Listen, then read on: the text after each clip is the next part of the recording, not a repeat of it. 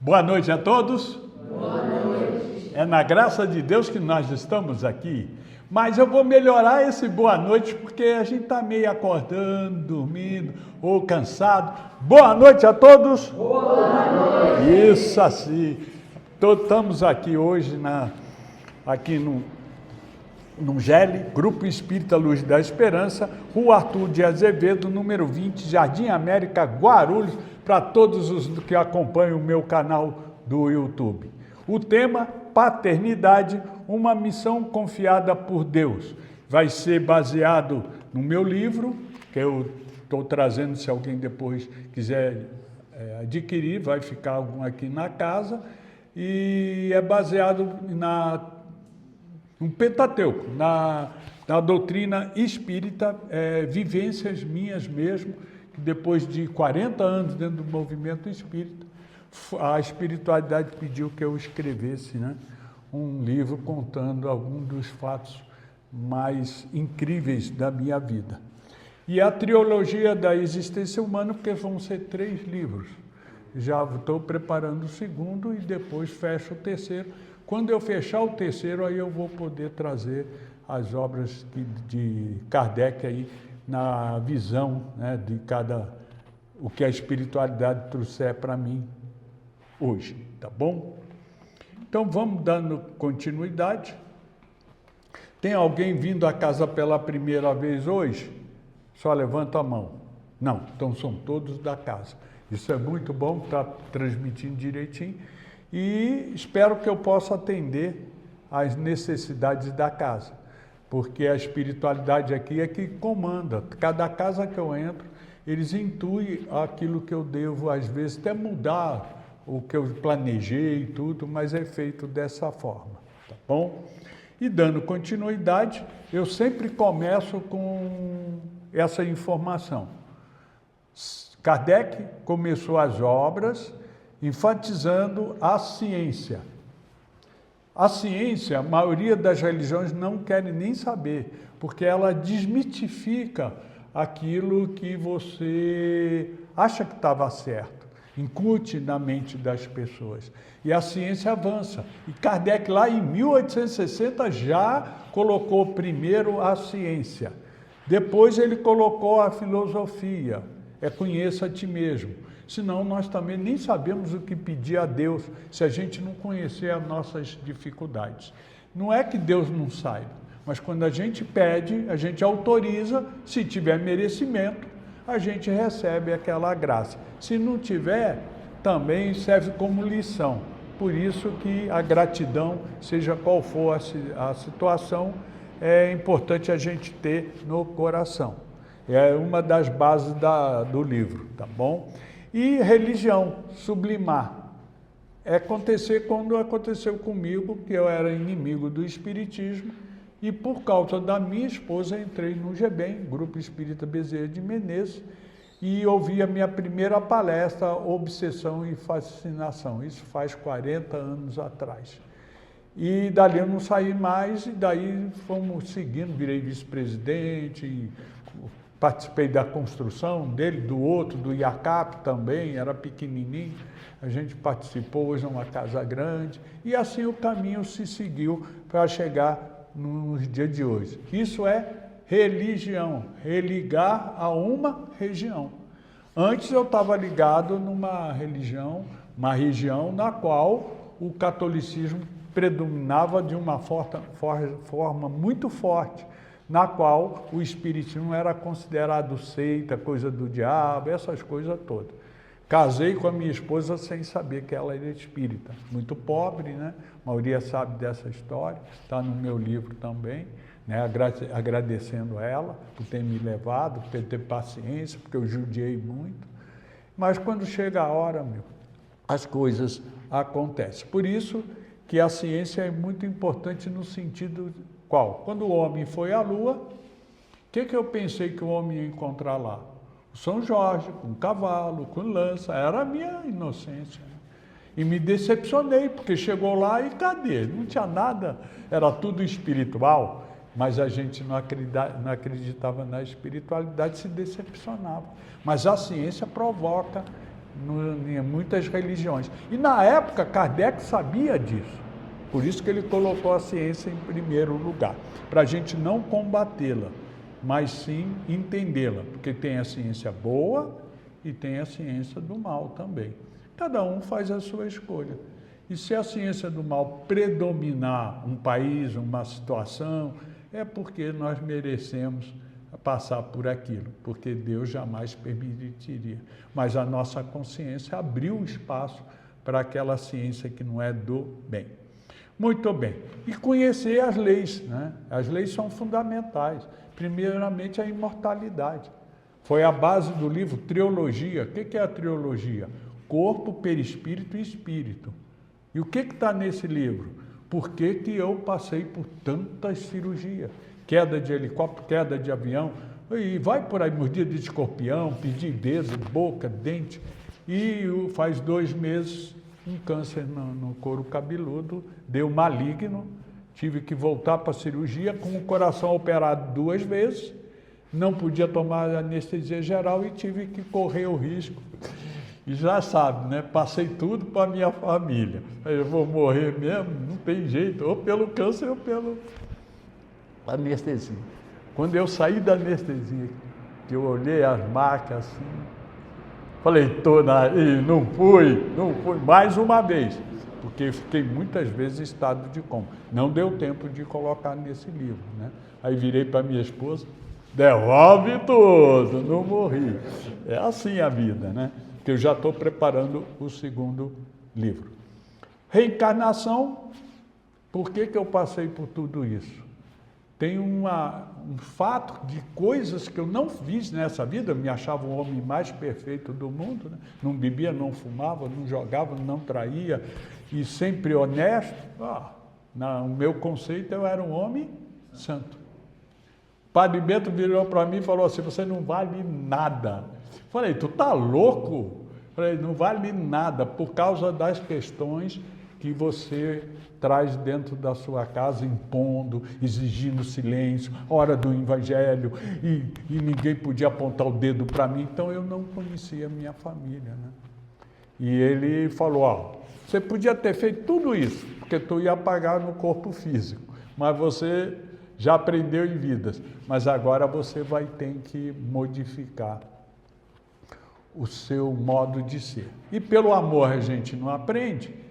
Foi a minha pior cirurgia, onde eu fiquei 16 dias em estado de coma, e ali eu conheci a espiritualidade. E eu ainda não tinha estudo suficiente para entender psicografia, cura, fiz muita cura na época, e incorporação, doutrinação, ver, conversar, tudo isso foi aprendendo com a dor mesmo.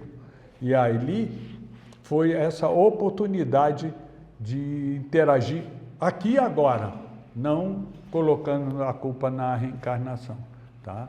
Evolução, todos evoluem. Foi quando eu entrei no sistema carcerário, que para mim, olha como é o espírita dos bons, né? Devia jogar uma bomba lá, acabar com eles, porque ali é a escola do crime, de imposto, sei lá o quê. O Padre Bento falou, tu vai trabalhar lá. Foi aonde eu desenvolvi a maior parte do conhecimento espiritual. Só meninos ruins, barra pesada. Mas ele te testava. Criaram o respeito e começaram alguns a deixar o crime. Não por mim, mas pela espiritualidade. O diretor me chamava na reunião e falou assim, como é que você consegue tirar tanta gente do crime? Eu falei, eu não. Mas é as nossas leis, né? Nossas leis são muito claras, né? E aí eles refletiam, conheciam muito a Bíblia e podiam questionar. E aí, para o Espiritismo, eu já tinha feito os cursos, tudo, né? E o livre-arbítrio. Estamos todos aqui por causa do livre-arbítrio. Ou poderia estar no bar bebendo para tirar depressão, ansiedade, ou tá frio, jogo, sei lá, mas estão aqui, ou pela dor ou pelo amor. 90% é pela dor mesmo, a gente sabe. Lá atrás começou, hoje já tem o controle, né? E causa e efeito. Vamos colher o que estamos plantando. O que nós estamos aqui é numa casa de oração, protegida, vai ter o passe, a água, a palestra. Todo esse trabalho nos faz muito bem. Tanto é que a minha esposa vira e fala assim, quando eu estou muito nervoso, porque ficar nervoso é meu ponto fraco. Vai dar palestra, quando tu volta, ó, aí a gente conversa. Aí, quando eu volto, ó, tá tudo bem. Porque esses fluidos, essa energia faz bem. Principalmente para mim, que eu sou envolvido em muitas questões, né? Inclusive, já estou em mais 2 aí, que vai estourar aí na USE, vai ser maravilhoso. Mas vamos indo. Cuidar do espírito. Muitos pensam que cuidar do espírito é estudar, é fazer caridade, é ter conhecimento, praticar. Mas, na realidade, cuidar do espírito é controlar o verbalizar. O restante é obrigação do espírito para ele interagir, né? Sem caridade não tem salvação. O que é caridade? Você interagir com as pessoas diferentes de você. Né? Agora, pensamento? Vem cada pensamento. Principalmente meu filho, né? Pegou 15 anos de cadeia. Nossa, dava vontade de enfiar o couro, arrebentar ele, falar, você não tem mais jeito, não entra mais em casa. Mas o Padre Bento não. Tanto é que quando ele saiu, era outra pessoa, estudou, se formou e está casado, é um filhão. Mas se eu não tivesse seguido a orientação, eu tinha destruído o pouco que ele tinha de aceitar uma sociedade nova que ia cobrar muito dele. Mas foi dentro da cadeia que ele estudou a Bíblia, em Dracena, longe de Pachu. Fomos eu e minha esposa sempre para lá. Ele adquiriu o conhecimento de Deus. É evangélico. Não aceita nada do espiritismo. Mas, pelo amor de Deus, é um bom evangélico. Então, que seja o que ele quiser. Tá muito bem. Já comprou o seu carro zero. Já está indo atrás de adquirir o apartamento. Mas uma coisa eu falo. É o que eu falo. A minha esposa foi o meu berço. E a do meu filho, a esposa dele, ó. Faz igual a minha. Não dá moleza. Mas isso é bom, né? Antes eu não entendia. Eu virava para o Padre Bento e falava assim, essa mulher quer me controlar. Olha aí, vive penteando o meu cabelo e tal. Toda hora no carro, então eu sair, eu falo, para com isso e tal. Quem descobriu o câncer? Ela penteando. Porque o Padre Bento falou assim, quantas mulheres penteiam o marido? Isso não é controle, é amor. Aí eu parei de brigar, ela continua penteando até hoje. Não tem jeito. Eu olho no espelho e falo, tá bem. Não, senta aí. Não tem jeito, ela tem que passar o pente. Mas no passar o pente, ela viu uma mancha. Essa mancha me levou no dermatologista. Esse dermatologista, sabendo do meu coração, tirou só para mandar para a biópsia, deu agressivo. Se demorasse mais um pouquinho, atingiu o sangue. Aí não tinha mais jeito. E aí fez a raspagem, está tudo bem. Tudo bem?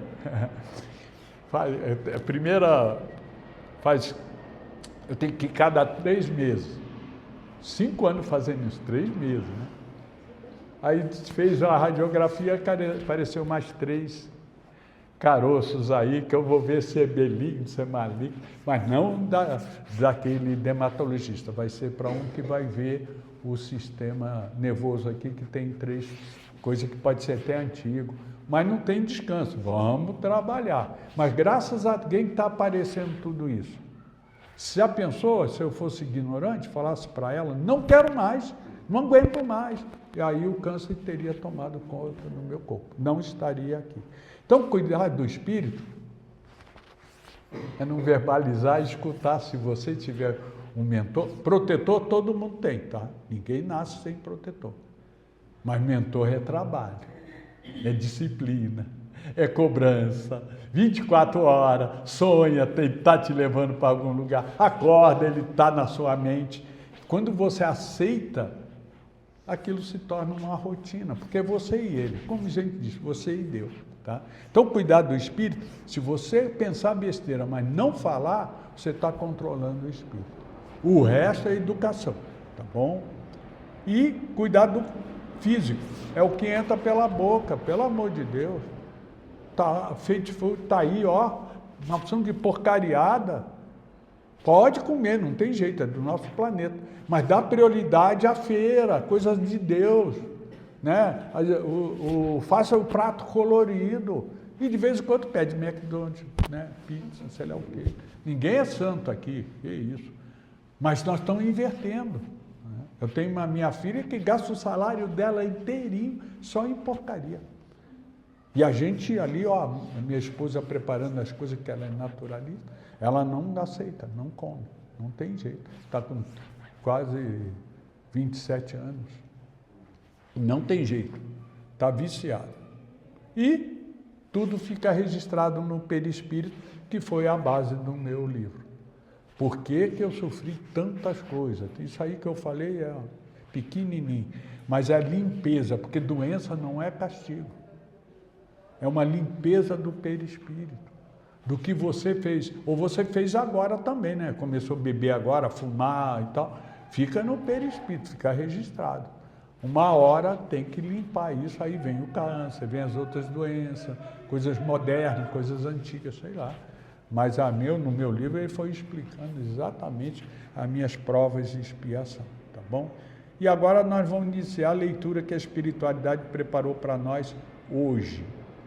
Porque não existe coincidência, tá? Quando eu estava escrevendo, a intuição já estava trabalhando com os mentores dessa casa.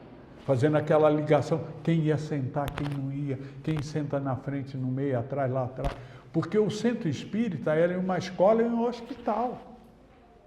E aonde é o consultório? É na cadeira que vocês sentam. Você pensa que houve coincidência, né? Eu sentar aqui, sentar lá atrás, o outro, não existe. Você, sem saber, eles pegam no seu braço. Você queria sentar lá atrás? Manda ele sentar lá na frente, porque o teu consultório é esse. Ela sentou ali do lado. Não existe, não existe. Tudo tem uma razão de ser.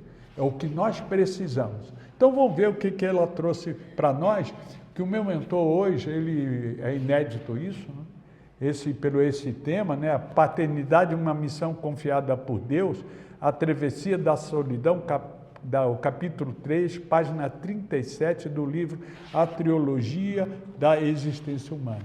É esse capítulo que eu vou mexer hoje, porque como ele foi escrito baseado no Pentateuco, eu tenho ali argumento para a palestra em qualquer lugar que eu for, e quem se interessa adquire, ajuda a casa, porque tem a consignação, né? E a gente vai aí cumprindo nossa missão. Então vamos ver qual foi a leitura que ele trouxe para nós todos, sem exceção. Então vamos lá. Tema paternidade. Quem tem coragem de partir encontra caminhos invisíveis. Padre Bento. O que é partir? Pode ser desencarnar, partiu, voltou para casa. Mas pode ser também, que está no meu livro, eu saí de Petrópolis, Rio de Janeiro, com 21 anos, e vim para São Paulo, sem saber onde era São Paulo. Desci de um ônibus e me virei. Trabalhei aqui 20 anos dentro da indústria automobilística. Como eu fiz muito curso em São Paulo, no Rio, eu fui um trabalhador de modernizar o parque industrial naquela época. Trabalhei na GM, na Scania, na Mercedes-Benz, na Simpal, e vai mais outras aí. Eu fui sempre modernizando os parques. Então, mas é um caminho invisível, porque eu não tive medo. Então eu já sabia que eu estava... Né? Não acontece nada por acaso, mas eu sei hoje. Naquela época, minha mãe chorou, porque eu tinha um bom emprego em Petrópolis. Largar e vir para onde nem sabia onde era. Meu pai não, isso que é o paizão, né? Vai, filho, se der errado, teu pai está aqui. Poxa, o que tu quer mais do que isso, né? Mas passei fome, passei necessidade e não pedi um tostão a ele. Porque na minha convicção, eu tinha que vencer. Se eu pedisse um tostão a ele, eu ia viciar a pedir. Aí tem uma outra história, que é um outro livro, porque esse aí que está aqui já é dessas provas. A travessia da solidão. Assim indicava uma nova etapa da minha trajetória, marcado por renúncias, aprendizado e descobertas, que definiram a minha visão sobre o amor, a independência e propósito. O que aconteceu aí nessa travessia da solidão? Poucos sabem disso, hoje está todo mundo sabendo por causa do livro. Eu casei em São Paulo, mas casei com uma mulher que não queria o relacionamento, ela queria uma vida fácil, né? E eu fui educado que casamento era para sempre. E muito honesto, tudo, ela não conseguia brecha, ela queria uma acusação, um processo para fazer um divórcio, sei lá o quê. E meu casamento durou 6 anos. E aí, quando eu vi que não tinha mais jeito, falei, minha vida está desgraçada mesmo, porque eu vou virar divorciado, naquela época era um preconceito muito grande. Larguei tudo para ela e fui dormir no chão do escritório que eu tinha montado, porque eu não tinha casa, não tinha nada. Mas ela me deixou uma coisa, que foi o meu tesouro, a minha filha que está com 47 anos. Ela me deu uma filha, mas ela não me deu uma filha porque ela queria uma filha. Ela queria a pensão. E sabendo que eu sou família, que meu sonho era carro, cachorro, família e tal, ela falou, vamos sugar dele tudo que puder. E fez. Mas ela foi a minha travessia da solidão que está no livro. Tem muito mais. Eu peguei trechos para que a gente possa entender, né, o que foi apresentado. Vamos lá. O que parecia apenas uma decisão impulsiva revelaria com o tempo a exigência mais profunda do que eu podia perceber naquele momento. O que é essa decisão impulsiva? Casar com uma pessoa que todo mundo está falando que você não devia, nem a mãe dela. Mas como a gente é inocente, ela está com ciúmes. Ela não quer que a filha... Minha mãe e meu pai falam, Marco, não é mulher para você. Vocês estão querendo que eu volte para Petrópolis. Quer dizer, não enxergava nada nessa...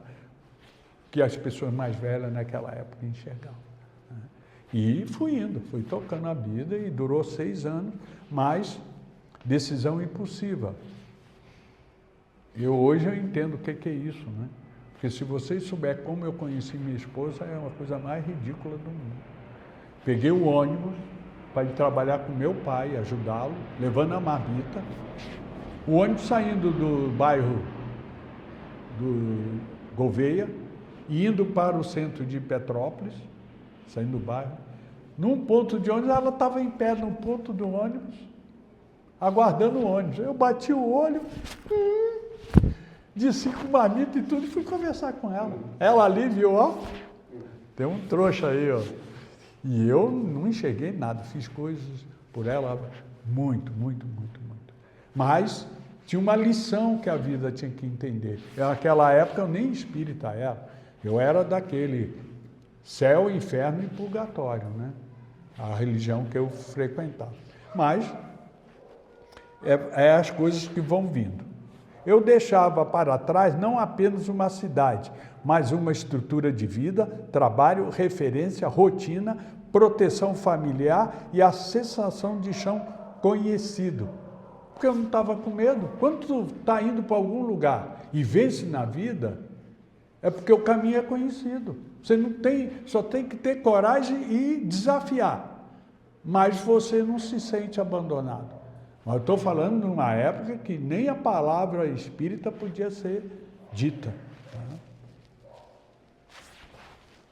A decisão representava não apenas uma união afetiva, mas também a esperança de construir um lar onde o amor, respeito, apoio mútuo fosse alicerce permanente. O que aconteceu? Eu namorando, ela mudou para São Paulo.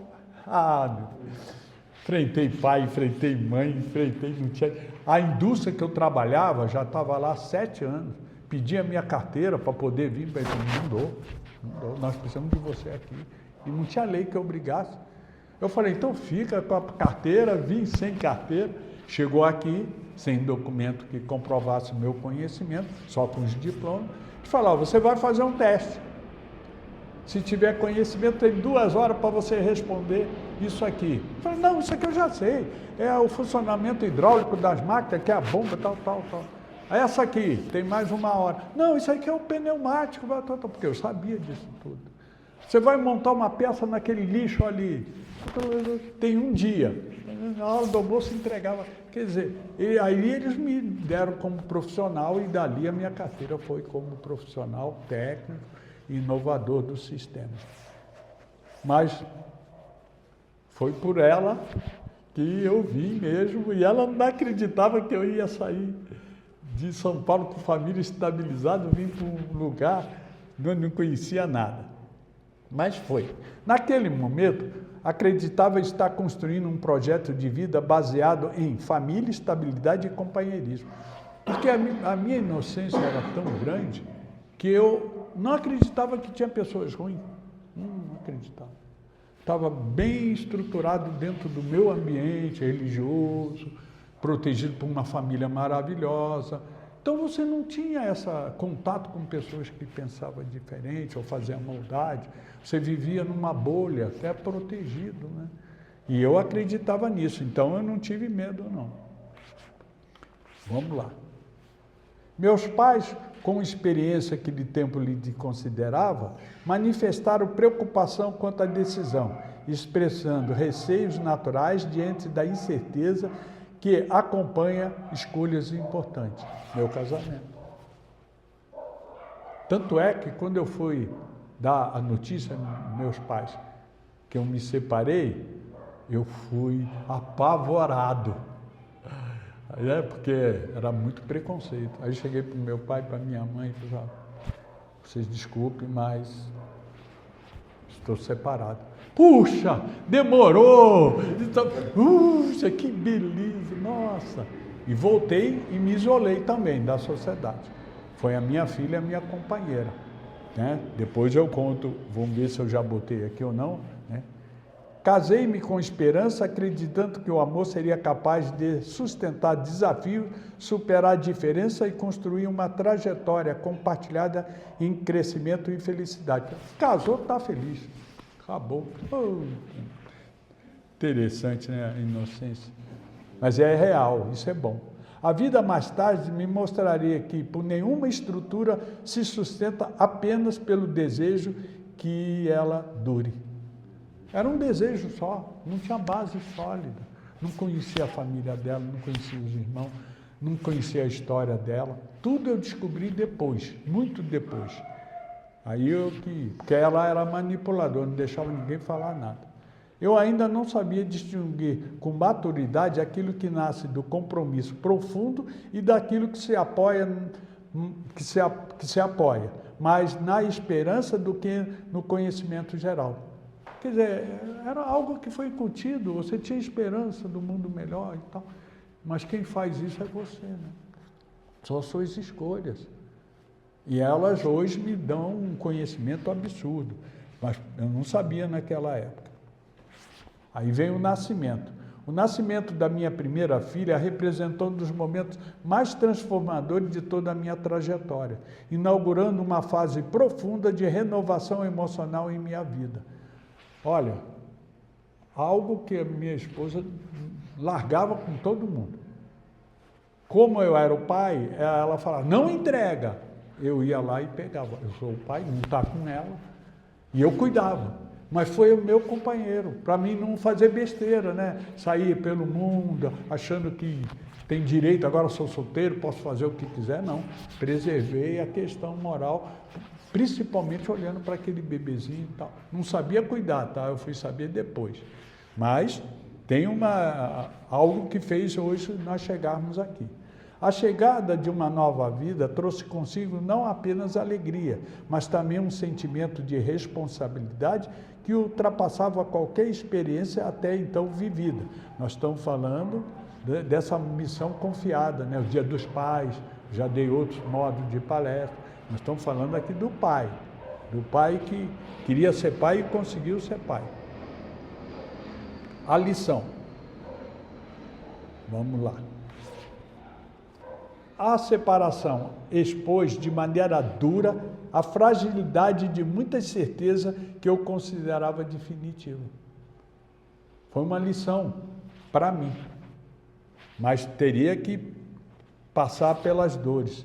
Entre retrospecto, quer dizer, olhando para trás, vejo que ali caiu mais do que um casamento. Caiu também uma forma de imaginar a vida, caiu a ideia de que o esforço por si só impediria rupturas. O que caiu? A ignorância, o preconceito.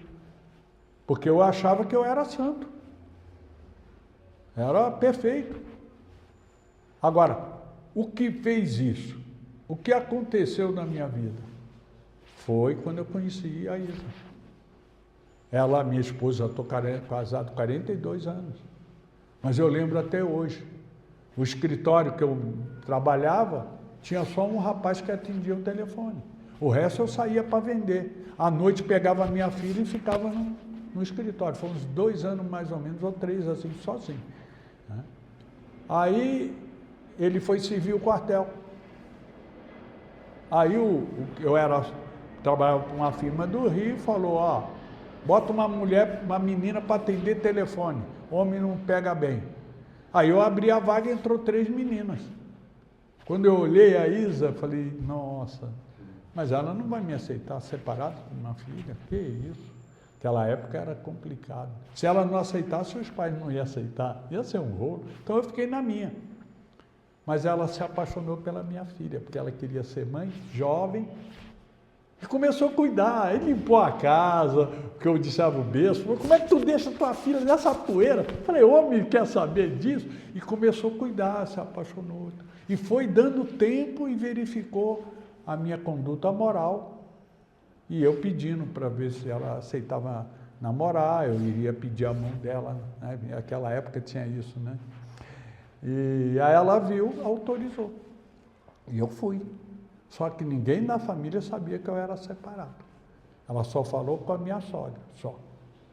Só que eu sempre fui tão honesto que eu peguei a minha filha, coloquei nos braços, porque eu não vou enganar ninguém. Quando eu entrei na sala, que viram que tinha uma filha, nossa, estavam os tios, irmãos, mais de 10 irmãos. Aquilo foi uma decepção. Aí a Isa veio, pegou, ela foi com a Isa. Falei, então ela já conhece ela. E ali fui condenado e tudo, só que a minha sogra bateu o pé. Não, ele é um bom homem. É o que merece para minha filha. E a vida virou e eu continuei. Depois eu que cuidei da família toda financeiramente. Porque a minha esposa não só me aceitou e me evoluiu muito, me levou para o espiritismo, mas também ela organizou a firma de uma tal forma que de 2 funcionários nós fomos para 15. Depois que ela entrou. Aí ela me tornou minha sócia, e aí eu pude cuidar das voos, tudo que eu fiz, né? E a firma deu todos os bens que a gente tem hoje e as condições de cuidar, né? Da minha filha, e ela se tornou a mãezona e depois me deu mais 5 filhos, 2 ela perdeu, mas tem uma história do Dr. Fritz, operou ela, um dia a gente conta, não está nesse livro, vai vir no segundo. E ela aí teve um primeiro filho, o Marcos Vinícius, na gravidez, nos resguardos teve o outro, o Maurício, esse que pegou 15 anos de cadeia. E depois de ter pedido os 2, né? Raspadinha, veio a Maria Clara, que está comigo até hoje. Uma mulher, a minha vida não tinha futuro. Outra mulher gerou. É merecimento?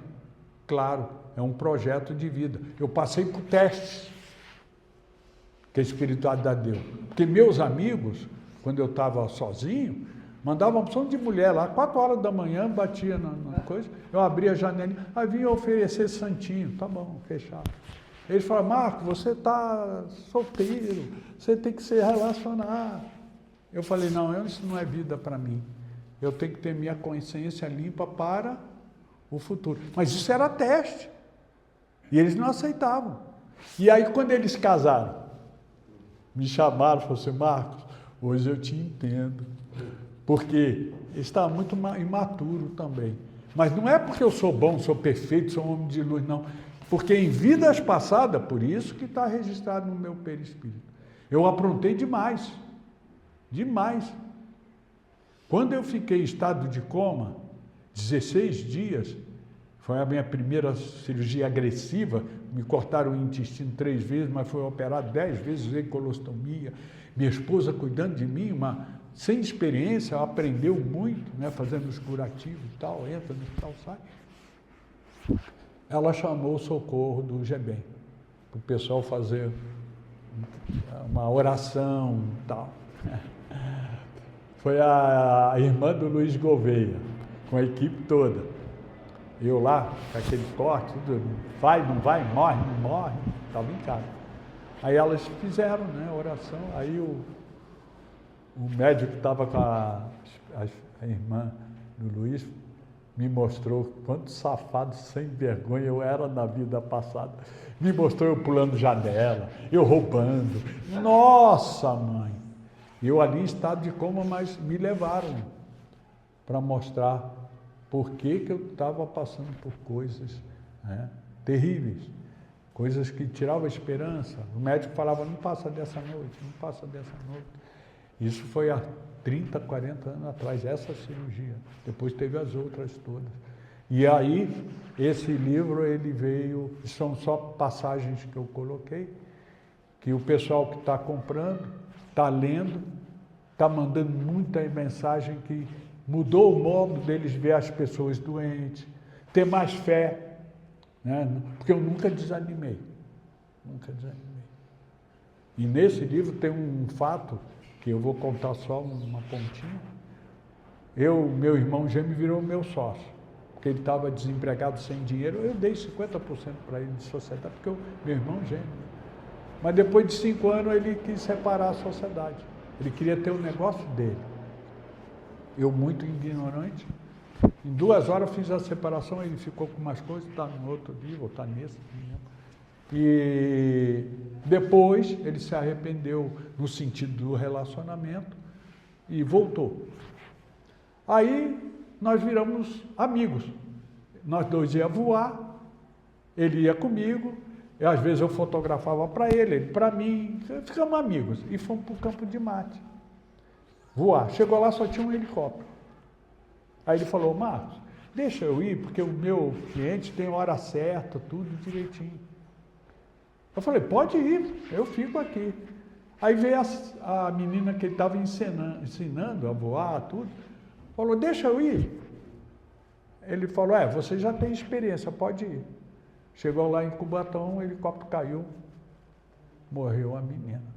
Era para ter ido eu ou ele, que estava tudo acertado. Olha o que a espiritualidade faz. Então, você vai vendo, eu não tinha conhecimento.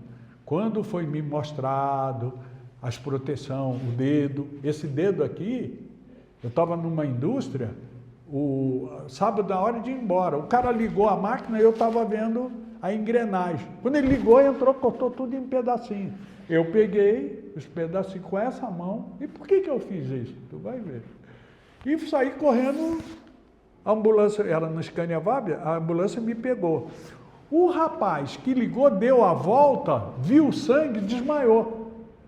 Tu imagina o que o pessoal veio socorrer ele. Sangue, cara no chão, e eu já estava, chegou no hospital, isso não está no livro. 2 médicos, um brigando com o outro. Joga fora, isso aí não serve para nada. Não, o outro, eu vou fazer a cirurgia, eu vou recuperar o dedo dele. Não vai, não tem, vai, não vai. Aí eu falei, o doente aqui sou eu. Já estava com a pressão baixa, muito sangue. Aí o outro que queria jogar os pedaços fora, falou, não, faz o que tu quiser. Fiquei 7 horas na cirurgia. O dedo ficou uma bola preta, enorme. E ele falava, se mudar de cor, o dedo está salvo. Botou um pino. Se ficar escuro, a gente joga fora, porque não serviu para nada.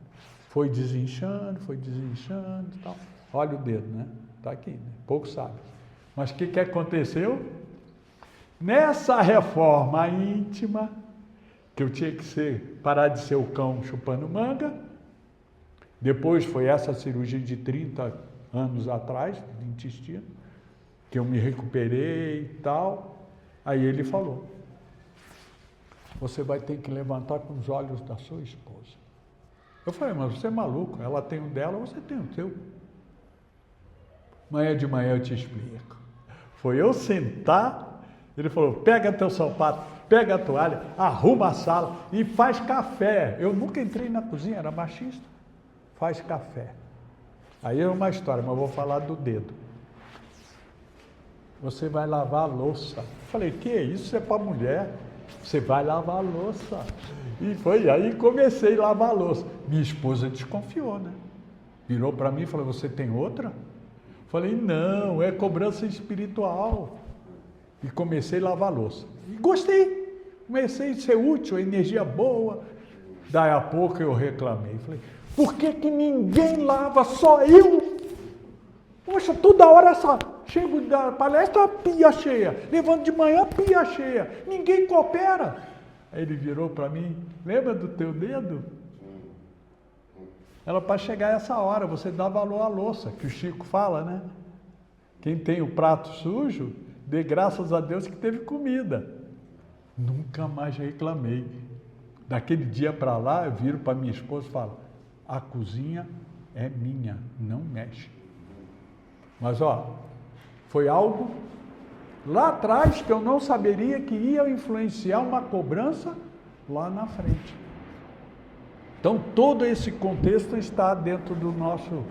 Espero que tenham gostado da palestra, porque foi muito pessoal, mas eu estou estreando esse pessoal aqui hoje e espero que tenha agradado a todos, tá bom?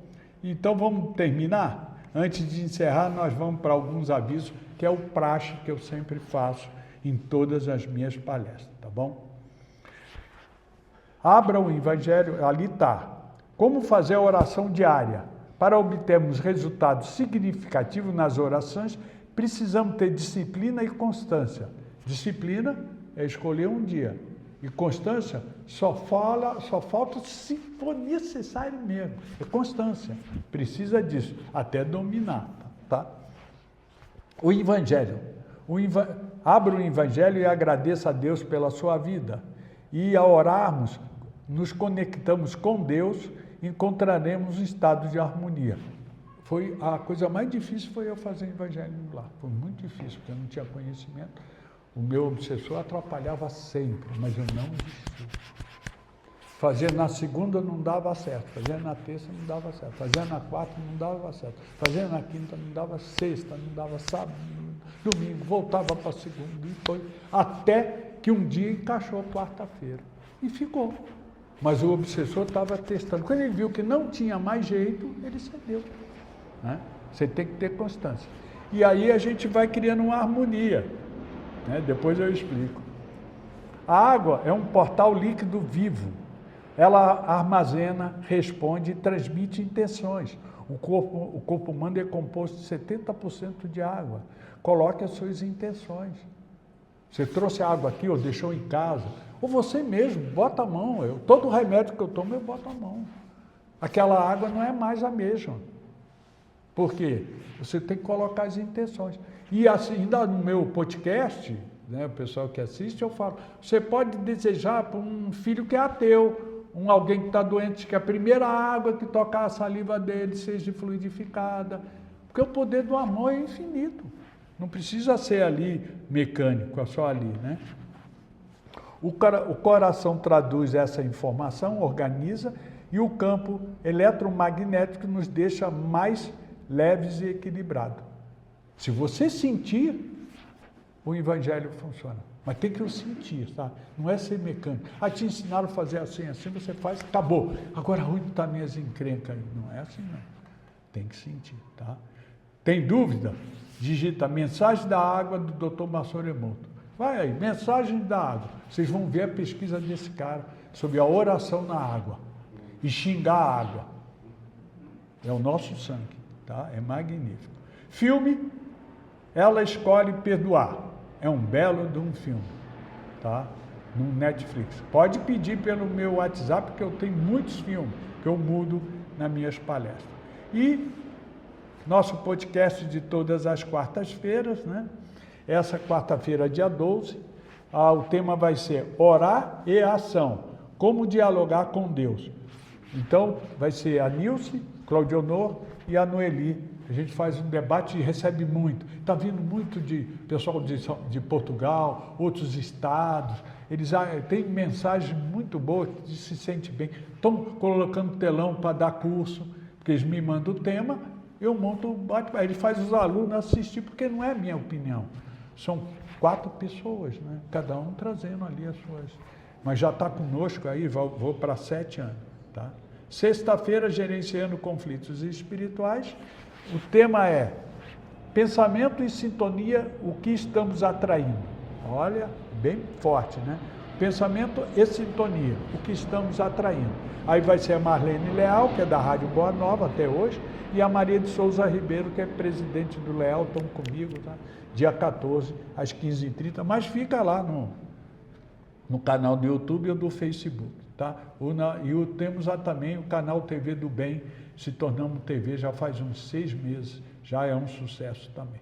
O meu livro tá para quem quiser adquirir, o preço dele é R$50, 20 fica de consignação para casa, ou ela dá, depende das necessidades, o pessoal de São Paulo está recebendo essa ajuda, tá? E, caso queira pelo correio, passa o endereço, CEP, o WhatsApp, a gente manda, faz o depósito pelo WhatsApp, tá bom? Graças a Deus esse livro eu escrevi mais pensando nos meus filhos, né? Que eles não sabem da história, né? Nenhum é espírita e foi educado dentro do espiritismo, tá bom? Os países que nos acompanham, quero agradecer principalmente a Portugal, que tanto de Coimbra como de Gaia, estão lá, bota telão, é muito bom. E a Espanha é uma cunhada que eu tenho lá, na África é o cara que veio assistir minha palestra, Nova Zelândia também assistiu minha palestra, e o cubano, ele se ligou pelo canal, alguém mandou, e eles estão conosco já há 8 anos. E fechando o pensamento, às vezes as correntes que nos impedem são mais mentais do que físicas. Preste atenção nisso. Por que as doenças nunca me derrubou? Porque eu não me vitimizei. Quando ela falou, tá com câncer, eu falei, vamos à luta. Deu maligno. Vamos à luta. Tá tudo bem, vamos à luta. Agora tem outras bolinhas aí que precisa ver e tal. Vamos à luta. Intestino, tudo, eu nunca parei, nunca. Graças a Deus. Pense, pois muitas vezes muitas das vezes nos amarram a nada e você acredita. Mas você não tem mais jeito. E agora tu está ferrado. E tu acreditar vai potencializar a doença. Agora que tu está velho, tu está ferrado. Não, vai doer, vai ser difícil. É a idade do ai, né? Ai para deitar, para entrar, ai para entrar no carro. Mas não desiste. Não desiste, não desiste. Tá? E agora eu vou colocar as 3 palavras às 4, que nós vamos encerrar a palestra de hoje com essa forma que o mentor pediu, já faz uns 6 anos mais ou menos, que eu entro no elevador, sempre falo isso. E eu quero vocês com aquela segunda energia do boa noite, tá bom? Vamos lá? Eu quero. Descontrole, depois de mim. Eu quero. Eu faço. Eu posso. E eu mereço ser feliz. Gratidão. Marcão, agora é contigo.